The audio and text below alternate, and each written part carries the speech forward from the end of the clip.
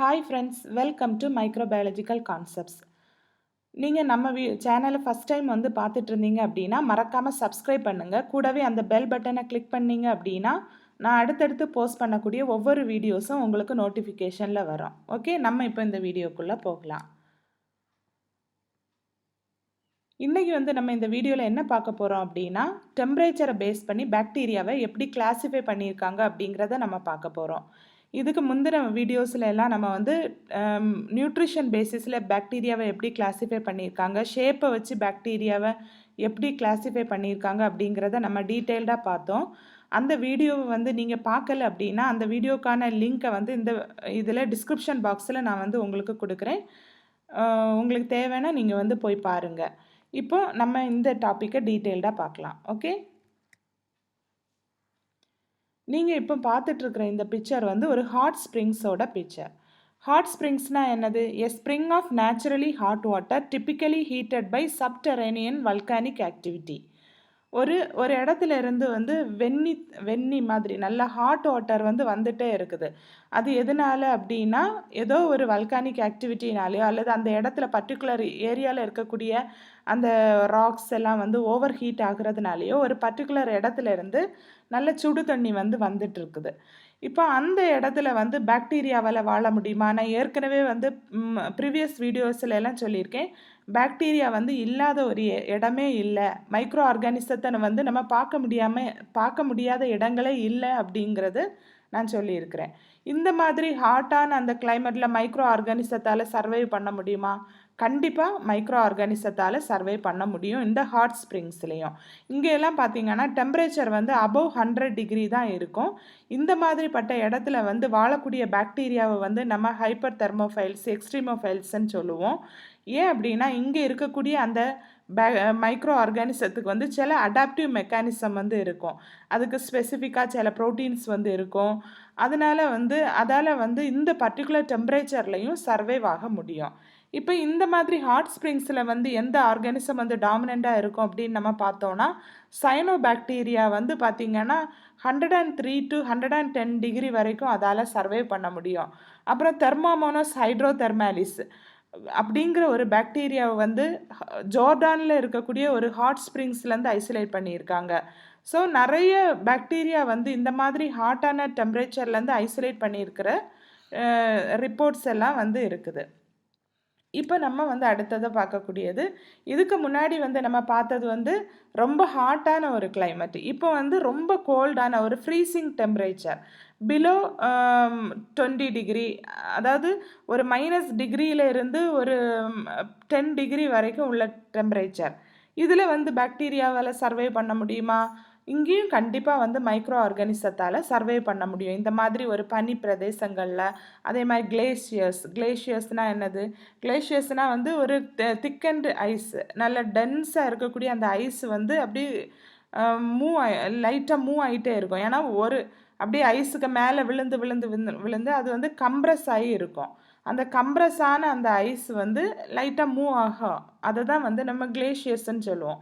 அந்த மாதிரி இடங்களில் கூட இந்த மைக்ரோ ஆர்கானிசத்தால் சர்வை பண்ண முடியும். புரோட்டியோபாக்டீரியா, பாக்டீரியாய்ட்ஸ், சைனோபாக்டீரியா, இந்த மாதிரி நிறைய மைக்ரோ ஆர்கானிசத்தை இந்த ஃப்ரீசிங் டெம்பரேச்சர்லேருந்து கூட ஐசோலேட் பண்ணியிருக்காங்க. அதை வந்து சைக்ரோஃபிலிக் மைக்ரோ ஆர்கானிசம் அப்படின்னு சொல்லுவாங்க. இப்போ நம்ம வந்து பார்த்தோம், கோல்டு கிளைமேட்லேயும் வாழும், ஹாட் கிளைமேட்லேயும் வாழும். இப்போ வந்து நம்ம ஹியூமன் கட்டில் வந்து நம்ம இண்டஸ்ட்ரைனில் வந்து மைக்ரோ ஆர்கானிசத்தால் சர்வை பண்ண முடியுமா? கண்டிப்பாக மைக்ரோ ஆர்கானிசத்தால் சர்வை பண்ண முடியும். அந்த உள்ளே இருக்கக்கூடிய அந்த அசிடிக் நேச்சர்லையும் சரி, அந்த டெம்பரேச்சர், அந்த பர்டிகுலர் என்விரான்மெண்ட்ல எல்லாம் மைக்ரோ ஆர்கானிசத்தால் சர்வை பண்ண முடியும். சரி, அப்போ என்னென்ன மைக்ரோ ஆர்கானிசம் சர்வை பண்ணோம்? பாக்டீரியாய்ட்ஸ் வந்து ஐசோலேட் பண்ணியிருக்காங்க, லாக்டோபேசிலஸ் பண்ணியிருக்காங்க, அப்புறம் நமக்கு எல்லாருக்கும் காமனாக தெரிஞ்ச எஸ்கரிஷியா கோலை வந்து ஐசோலேட் பண்ணியிருக்காங்க, கிளாஸ்ட்ரிடியம் ஸ்பீஷீஸை வந்து ஐசோலேட் பண்ணியிருக்காங்க. இந்த மாதிரி நிறைய மைக்ரோ ஆர்கானிசம் வந்து நம்ம ஹியூமன் கட்டில் கூட அதால் சர்வை பண்ண முடியும். இப்போ நம்ம வந்து இந்த டெம்பரேச்சரை பேஸ் பண்ணி மைக்ரோ ஆர்கானிசத்தை கிளாஸிஃபை பண்ணியிருக்கிறத நம்ம வந்து டீட்டெயில்டாக பார்க்க போகிறோம். டெம்பரேச்சர்னாலே உங்களுக்கு என்ன தெரியும்? Temperature is one of the most important factors that are governing the growth of microorganisms. ஒரு பாக்டீரியா அல்லது ஒரு மைக்ரோ ஆர்கானிசம் வந்து வளரணும் அப்படின்னா அதுக்கு கரெக்டான ஒரு டெம்பரேச்சர் வேணும். Every microbial species has an optimum growth temperature. ஒவ்வொரு மைக்ரோபியல் ஸ்பீஷீஸுக்கும் மைக்ரோ ஆர்கானிசத்துக்கும் வந்து ஒரு பர்டிகுலர் ஆப்டிமம் growth டெம்பரேச்சர்னு இருக்கும். ஆப்டிமம் growth டெம்பரேச்சர்னா அந்த டைமில் வந்து அது வந்து ஹையஸ்ட்டாக ஈல்டு வந்து கொடுக்கும், இல்லைனா ஹையஸ்ட் growth வந்து அந்த பீரியடில் இருக்கும். அந்த டெம்பரேச்சர் தான் optimum growth temperature. Microbes can be roughly classified according to the range of temperature at which they can grow. அது வந்து எந்த டெம்பரேச்சரில் வந்து வாழுதோ அதை வச்சு அதை பிரிச்சிருக்காங்க. The growth rates are the highest at the optimum growth temperature for the organism. Optimum growth டெம்பரேச்சரில் ஒவ்வொரு மைக்ரோ ஆர்கானிசத்தை க்ரோத்தும் பார்த்தோன்னா அது வந்து ஹையஸ்ட்டாக இருக்கும், ஹை லெவல் growth வந்து இருக்கும். The lowest temperature at which the organism can survive and replicate is its minimum growth temperature. அப்போது ஒரு மைக்ரோ ஆர்கானிசம்னு எடுத்துட்டோன்னா அதுக்கு ஒரு ஆப்டிமம் growth டெம்பரேச்சர் இருக்கும், அதுக்கு ஒரு மினிமம் growth டெம்பரேச்சர் இருக்கும், ஒரு மேக்ஸிமம் growth டெம்பரேச்சர் இருக்கும். மினிமம்னா த லோயஸ்ட் டெம்பரேச்சர், ஒரு lowest temperature at which the organism can survive. அந்த ஒரு பர்டிகுலர் டெம்பரேச்சரில் அந்த நேரத்தில் அந்த மைக்ரோ ஆர்கானிசம் சர்வைவ் பண்ணி ரெப்ளிகேட் பண்ணிச்சுன்னா அதை வந்து மினிமம் growth டெம்பரேச்சர்னு சொல்லுவாங்க. அப்போது maximum growth டெம்பரேச்சர்னா the highest temperature at which the growth can occur. அந்த ஒரு ஹையஸ்ட் டெம்பரேச்சர் அப்போ தான் வந்து ஒரு மேக்ஸிமம் growth வந்து கிடைக்கும். ஸோ இந்த பேசிஸில் வந்து கிளாஸிஃபை பண்ணியிருக்காங்க. இப்போ நம்ம இந்த ஆப்டிமம் இது பார்த்தோன்னா இந்த நம்ம போட்டிருக்கேன் ஒரு கிராஃப் இருக்குது பார்த்தீங்களா? இதில் பார்த்தீங்கன்னா தெரியும் ஒரு மைக்ரோ ஆர்கானிசத்தோட growth ரேட்டை வச்சு போட்ட இது. அப்போ ஒரு மினிமம் டெம்பரேச்சர் இருக்குது, ஒரு ஆப்டிமம் டெம்பரேச்சர் இருக்குது, ஒரு மேக்ஸிமம் டெம்பரேச்சர் இருக்குது, ஒரு மைக்ரோ ஆர்கானிசத்தை growth பேசிஸில். ஆப்டிமம் டெம்பரேச்சர்னா நான் ஆல்ரெடி சொன்னேன், த temperature at which the micro organisms shows maximum growth, ஒரு மேக்ஸிமமான growth. அது வந்து எப்போ ஒரு பீரியட் ஒரு டெம்பரேச்சரில் வந்து மைக்ரோ ஆர்கானிசம் கொடுக்குதோ அதுதான் அதோட ஆப்டிமம் டெம்பரேச்சர். மினிமம் டெம்பரேச்சர்னா அந்த டெம்பரேச்சருக்கு கீழே வந்து அந்த மைக்ரோ ஆர்கானிசத்தால் சர்வை பண்ண முடியாது. The minimum temperature below which the microorganism does not shows any growth. இந்த டெம்பரேச்சருக்கு கீழே அதால் சர்வை பண்ண முடியாது. அடுத்து maximum temperature, the maximum temperature above which the microorganisms does not exhibit any growth.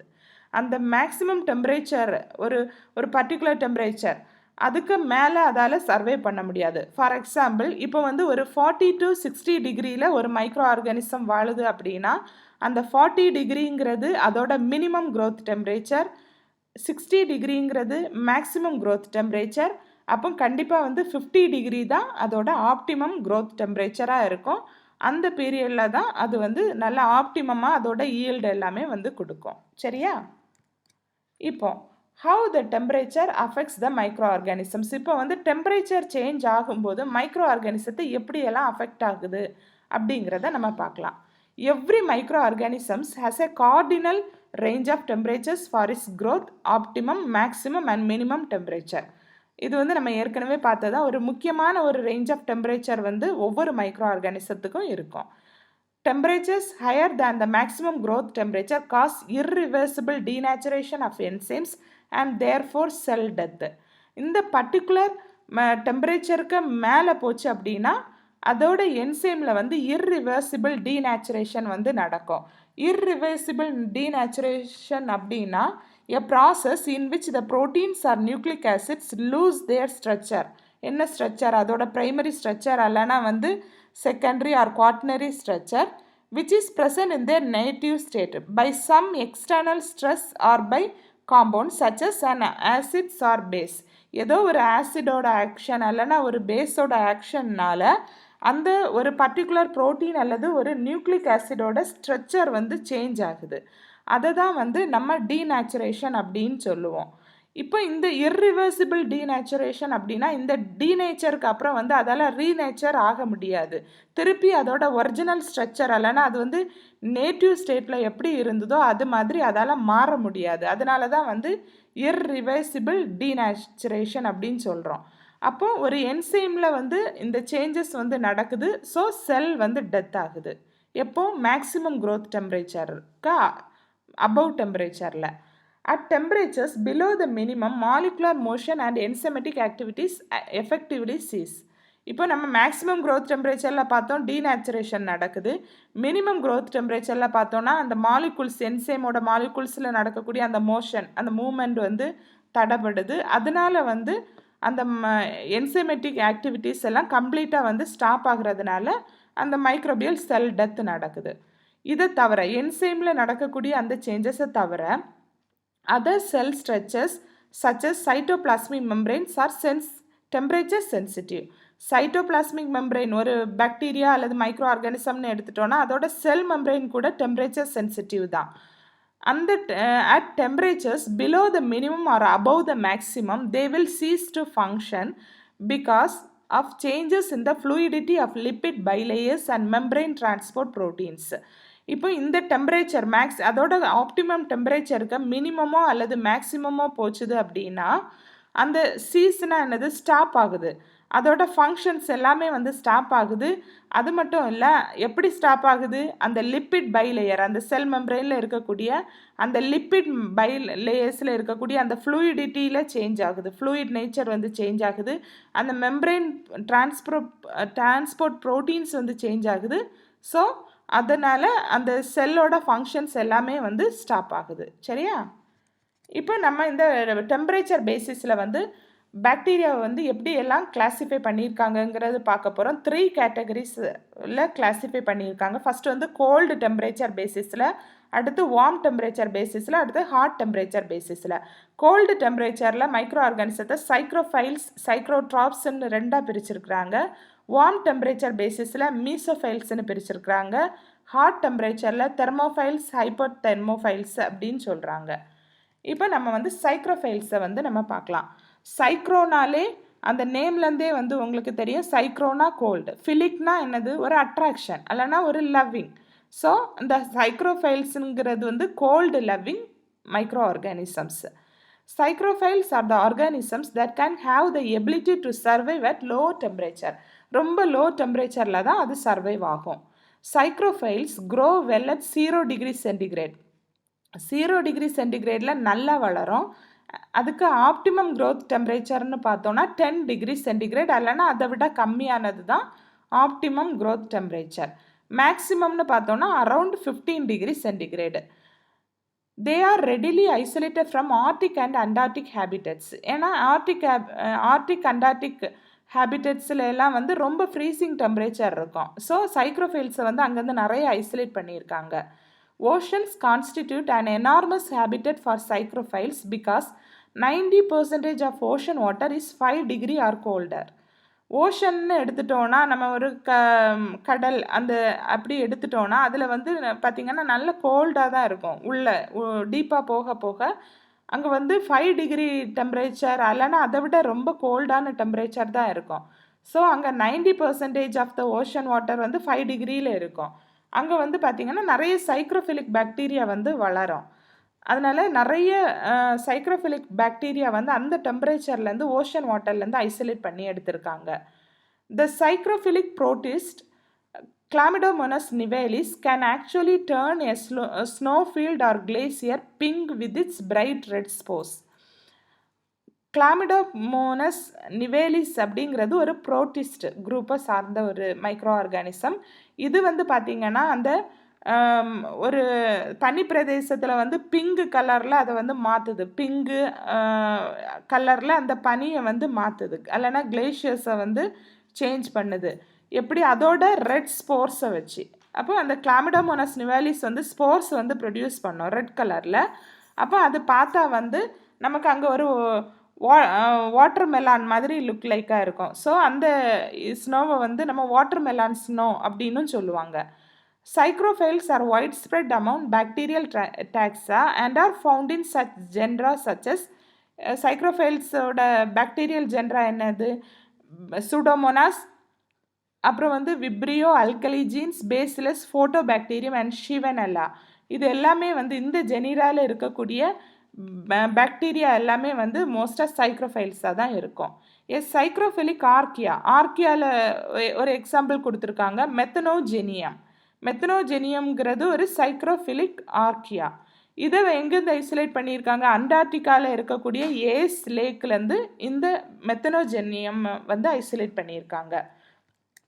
இப்போ நம்ம பார்த்துட்ருக்கிற இந்த பிக்சர் தான் நான் வந்து ஆல்ரெடி சொன்னேன், அந்த வாட்டர் மெலான் ஸ்னோ.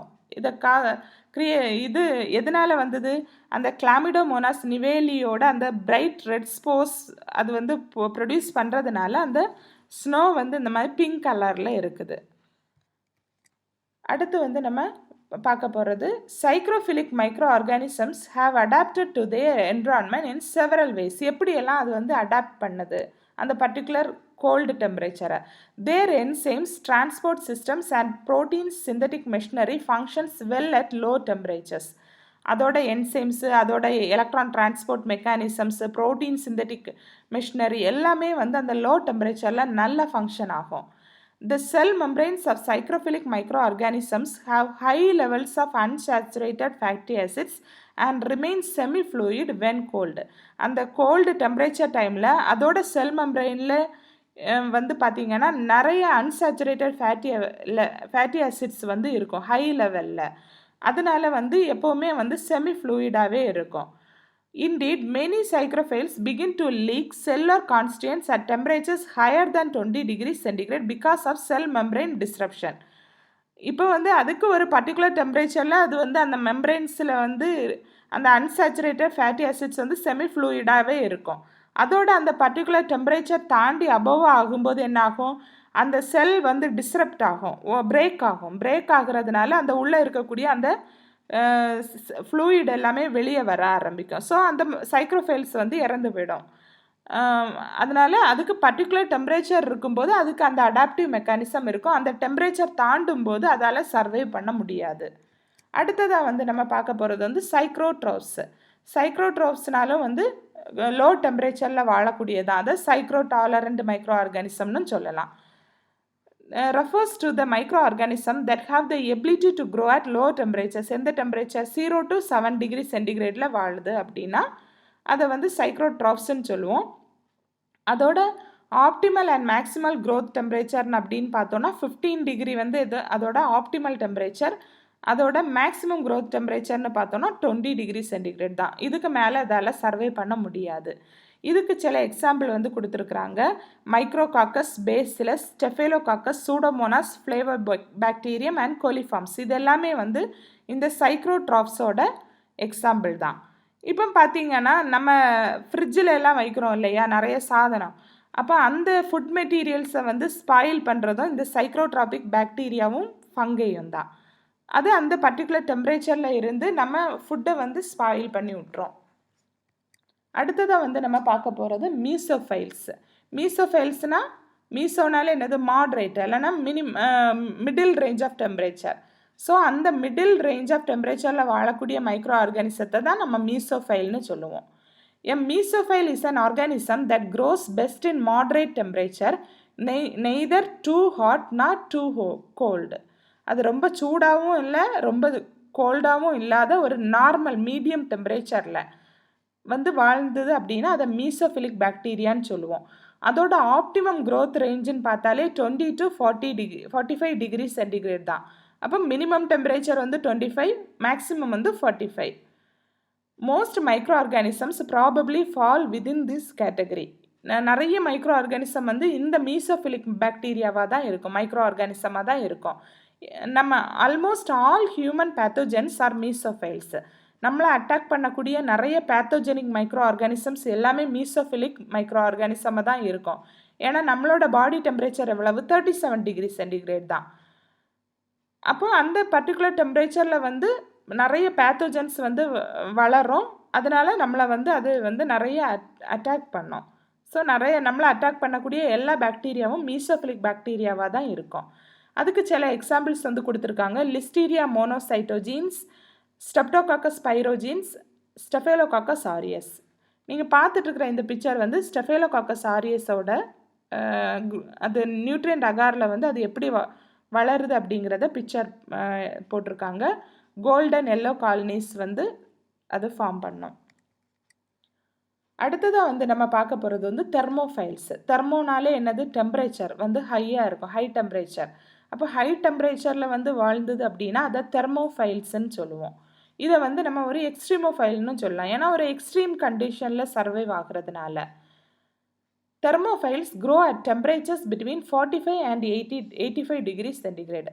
தெர்மோஃபைல்ஸ்னு பார்த்தோன்னா மோஸ்ட்டாக வந்து 45லேருந்து 85 டிகிரி சென்டிகிரேட்ஸ் வரைக்கும் அது வந்து சர்வை பண்ண முடியும். அப்போ மினிமம் டெம்பரேச்சர் வந்து 45 இருக்கும், அதோட ஆப்டிமம் டெம்பரேச்சர் வந்து 55 to 65 இருக்கும். The vast majority are prokaryotes. Prokaryotes தான் வந்து majority of microorganisms-ஆக இருக்கும் தெர்மோஃபைல்ஸில். Although a few photosynthetic protists and fungi are thermophilic. கொஞ்சம் தான், ப்ரோட்டிஸ்ட்டும் கொஞ்சம் கம்மியாக தான் இருக்கும், அதே மாதிரி ஃபங்கஸும் வந்து கம்மியாக தான் வந்து தெர்மோஃபைல்ஸாக இருக்கும். இந்த தெர்மோஃபிலிக் மைக்ரோ ஆர்கானிசம்ஸ் எல்லாம் எங்கெல்லாம் நல்லா வளரும், ஃப்ளரிஷ் ஆகி வளரும் அப்படின்னு பார்த்தோன்னா கம்போஸ்டில் இருக்கும், செல்ஃப் ஹீட்டிங் ஹேஸ்டாக்ஸ். ஹேஸ்டாக்ஸ்னால் உங்களுக்கு தெரியும் அப்படி தானே, நம்ம ஊரில் எல்லாம் பார்த்தீங்கன்னா வக்கையிலெல்லாம் வச்சுருப்பாங்க அப்படி தானே, இந்த மாடுகளுக்கெல்லாம் கொடுக்கறதுக்காக வக்கையிலெல்லாம் நல்லா வந்து அப்படி ஹீப்ஸாக வந்து அப்படி வச்சுருப்பாங்க, குமிச்சு வச்சுருப்பாங்க. அப்போ அங்கே பார்த்தீங்கன்னா அதோட உள்ளே வந்து இன்சைடில் வந்து ரொம்ப சூடாக வந்து ஹீட் வந்து ப்ரொடியூஸ் ஆகிட்டே இருக்கும், நல்ல டெம்பரேச்சர் வந்து இன்க்ரீஸ் ஆகிட்டே இருக்கும். கிட்டத்தட்ட 55 டிகிரி சென்டிகிரேட் வரைக்கும் அந்த ஹேஸ்டாக்ஸோட இன்சைடு டெம்பரேச்சர் இருக்கும் அப்படின்னு சொல்கிறாங்க. Hot water lines, hot water pipe லைன்ஸில், அதுக்கப்புறம் ஹாட் ஸ்ப்ரிங்ஸில், இங்கே எல்லாம் தெர்மோஃபிலிக் பாக்டீரியா சர்வைவ் ஆகும். எக்ஸாம்பிள்னு பார்த்தோன்னா தெர்மஸ் அக்வாட்டிகஸ், அப்புறம் வந்து பேசிலஸ் ஸ்டியரோ தெர்மோஃபிலஸ், இது எல்லாமே தெர்மோஃபைல்ஸோட எக்ஸாம்பிள். இப்போ இந்த தெர்மோஃபைல்ஸே வந்து நம்ம மாட்ரேட் தெர்மோஃபைல்ஸ்ன்னு சொல்லலாம், எக்ஸ்ட்ரீம் தெர்மோஃபைல்ஸ்ன்னு சொல்லலாம், ஹைப்பர் தெர்மோஃபைல்ஸ்னு சொல்லலாம். அந்த டெம்பரேச்சரை பேஸ் பண்ணி மாட்ரேட்னா 50 to 65 டிகிரி சென்டிகிரேட், எக்ஸ்ட்ரீம்னா 60 to 80 டிகிரி சென்டிகிரேட், ஆப்டிமம்னா 80 to 110 டிகிரி சென்டிகிரேடில் வாழக்கூடியது. நீங்கள் பார்த்துட்ருக்குற இந்த பிக்சர் வந்து ஹாட் ஸ்ப்ரிங்கோட பிக்சர். ஹாட் ஸ்ப்ரிங்னால் நான் ஏற்கனவே சொன்ன மாதிரி இங்கேருந்து ஹாட் வாட்டர் வந்து வெளியே வந்துட்டே இருக்கும். அடுத்து வந்து நம்ம பார்க்கக்கூடியது வந்து ஹைப்பர் தெர்மோஃபைல்ஸ். ஹைப்பர் தெர்மோஃபைல்ஸ்னால் என்னது, ஹைப்பர்ன நேம்லேருந்து நேம் வச்சே நமக்கு தெரியும், ஒரு எக்ஸ்ட்ரீம் டெம்பரேச்சரில் வந்து வாழக்கூடியது. அதாவது these organisms can survive and thrive at high temperatures above 80 degree centigrade. 80 degree சென்டிகிரேடுக்கு மேலே வந்து வாழ்ந்ததுன்னா அதை ஹைப்பர் தெர்மோஃபைல்னு சொல்லுவோம். They are able to thrive in such extreme temperatures because they contain enzymes that can function at high temperature. நான் ஏற்கனவே சொன்னேன், அதுக்குன்னு certain enzymes இருக்கும், சில ப்ரோட்டீன்ஸ் இருக்கும். ஸோ அந்த ஹை டெம்பரேச்சரில் அது சர்வை பண்ணுறதுக்கு அதுதான் ஹெல்ப் பண்ணும். They are an example of extremophils. Hyper தெர்மோஃபைல்ஸோட க்ரோத் ஆப்டிமான்னு பார்த்தோன்னா 85 டிகிரி சென்டிகிரேடில் ஆப்டிமம் க்ரோத் இருக்கும், அண்ட் அபவுட் 113 டிகிரி சென்டிகிரேடு. அந்த 85லேருந்து 113 வரைக்கும் அதோட ஆப்டிமா க்ரோத் வந்து இருக்கும். They usually do not grow well below 55 degree centigrade. 55 degree சென்டிகிரேடுக்கு பிலோ வந்து இந்த ஆர்கானிசம்ஸ் வந்து வளராது. எக்ஸாம்பிள்னு பார்த்தோன்னா பைரோகாக்கஸ் அபிசி அண்ட் பைரோடிக்டியம் அக்கல்டம், இது ரெண்டுமே வந்து மெரைன் ஹைப்பர் தெர்மோஃபைல்ஸோட எக்ஸாம்பிள். எங்கே இருக்கோம்னா ஹாட் ஏரியாஸ் ஆஃப் சீ ஃப்ளோரில் இருக்கும், ஹைட்ரோ தெர்மல் வென்ஸ் இந்த மாதிரி இடத்துல. ஹைட்ரோ தெர்மல் வென்ஸ்னால் உங்களுக்கு தெரியும் அப்படி தானே, சீ ஃப்ளோரில் அந்த கடல் நீர் மட்டத்துக்கு அடியில் அந்த சீ ஃப்ளோரில் அந்த தரையில் கடலுக்குள்ளே இருக்கக்கூடிய அந்த தரையிலிருந்து ஒரு ஸ்ப்ரிங் மாதிரி வந்து வாட்டர் வந்து வரும், ஹாட் வாட்டர். அதில் வந்து நான் பார்த்தீங்கன்னா நிறைய வந்து நிறைய மினரல்ஸ் வந்து ரிச்சாக இருக்கும். ஏன்னா சம்டைம்ஸ் வந்து அந்த ஏரியாவில் வந்து வல்கானிக் எரப்ஷன்ஸோ ஏதோ ஒரு இதனால நேச்சரில் வரக்கூடிய ஏதோ ஒரு சேஞ்சஸ்னால இந்த மாதிரி வரும். அந்த இடத்துல வந்து கூட மைக்ரோ ஆர்கானிசத்தை ஐசோலேட் பண்ணியிருக்காங்க. அடுத்ததாக வந்து நம்ம ஒரு எக்ஸாம்பிள் வந்து பார்க்க போகிறோம் ஹைப்பர் தெர்மோஃபைல்ஸுக்கு. நீங்கள் பார்த்துட்ருக்குற இந்த பிக்சர் வந்து மெத்தனோஃபைரஸ் கேண்ட்லேரின்னு சொல்லக்கூடிய ஒரு மைக்ரோ ஆர்கானிசத்தோடது. இது பார்த்திங்கன்னா 122 டிகிரி சென்டிகிரேடு, அதாவது ஹைப்பர் டெம்பரேச்சரில் அதால் சர்வே பண்ணவும் முடியுமா, அதால் ரீப்ரொடியூஸ் அதாவது மல்டிப்ளை பண்ணவும் முடியும் அப்படின்னு சொல்கிறாங்க. எந்த bacteria, மெத்தனோஃபைரஸ் கேண்ட்லேரி.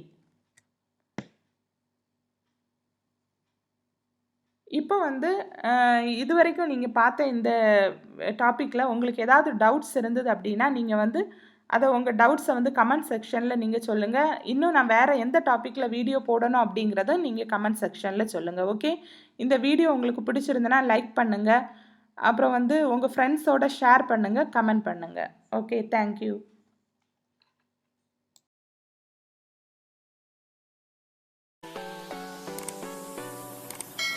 If you like this video, please don't forget to subscribe, share, like and click the bell button. If you have any more doubts, you can write your doubts in the comment section below. Thank you.